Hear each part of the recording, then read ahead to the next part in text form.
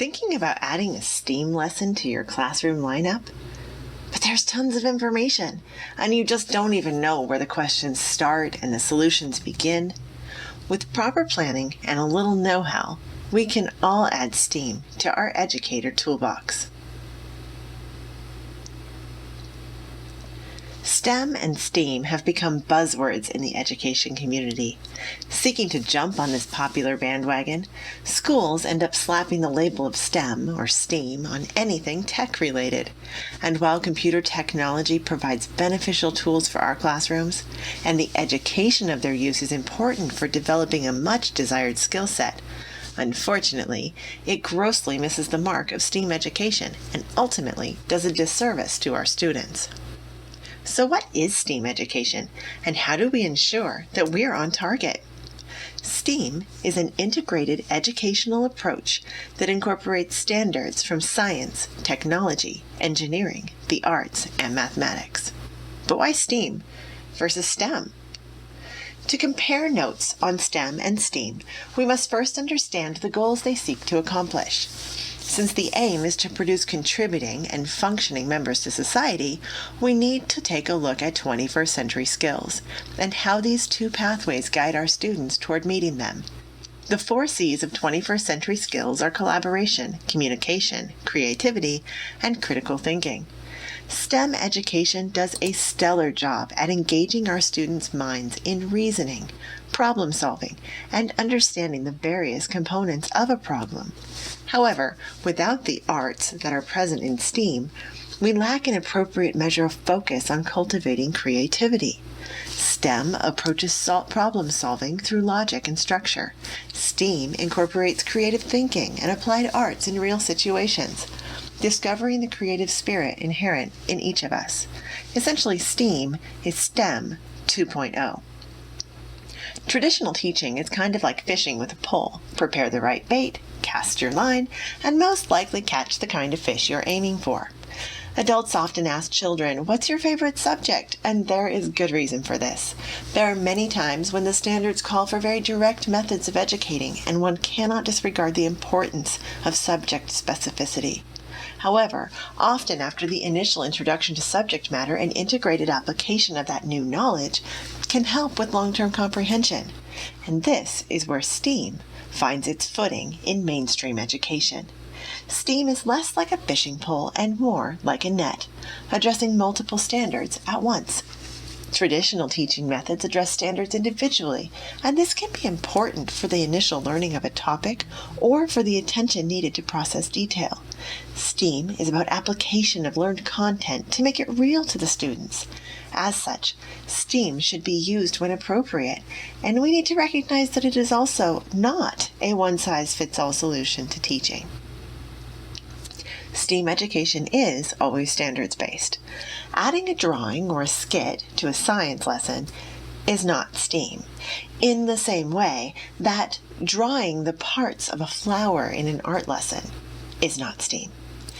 Learning is connected to multiple areas of life, and we use different mediums to demonstrate learning, but the mere inclusion of another subject area does not make it STEAM. STEAM maintains equity in standards, and standards must be attached to all subjects incorporated in the lesson for it to be STEAM. Without standards, you are not using a STEAM lesson. For the purpose of this demonstration, we will be referencing national standards for each subject area discussed. Many states have their own adaptations of these standards, and individual schools and departments also have a take on them. You want to be sure that you are aligning the standards that apply to your unique situation. Not all standards marry well. You've got to use standards that make sense together. When you are a subject area teacher, you know your standards, where to find the appropriate standards, and how to apply them to a lesson for your subject. When you are looking to add from another subject area, that would be a great time to collaborate with another teacher from that other subject area. If you're a grade level teacher, it may be in your best interest to share the task with the same level colleague to split the responsibilities of the lesson or unit between you for your classes. Let's take, for example, this standards pairing for 3rd grade. We'll start with the NGSS Science Standard for Motion and Stability, Forces and Interactions. Your kids need their footing. It's important to introduce the vocabulary and foundation information to them. Then you can apply that learning by pairing it with the art standard for dance, experimenting with stimuli and exploring a given movement problem. You can see how these two are related, right? You'll look at the action words and themes of the standards, and that's how you find others that align with them. Then you need to craft an essential question. That would be a question that would tie these two targets together with equal weight. An example might be, how can the interactions of objects in our surroundings influence choreography?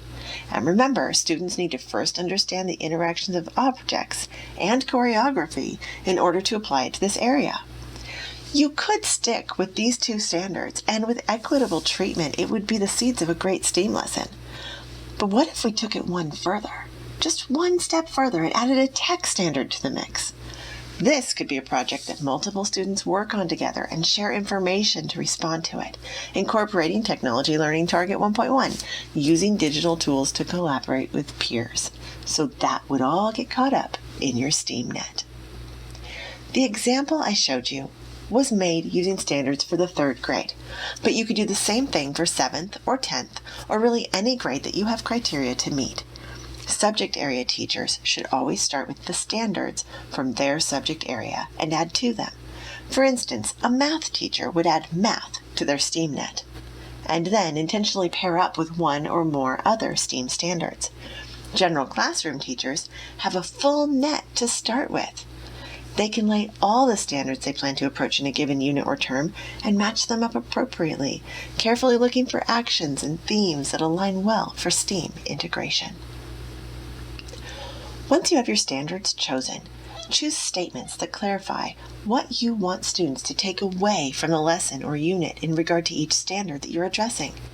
And once you have narrowed your outcome to clarifying statements, it's an easier transition to determining methods of assessment.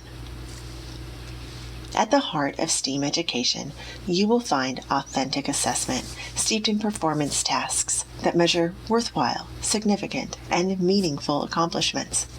The assignment of a grade is most often directed through a rubric, and that is where those clarifying statements that you came up with before make rubric creation straightforward and accurate.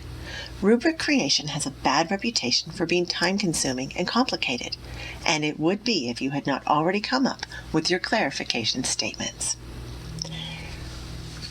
At this point, you want to divide your statements up by subject area to be sure you're giving equitable treatment to each. Then figure out which most accurately address the chosen standards. At this point, I usually turn my clarifying statements into specific outcomes.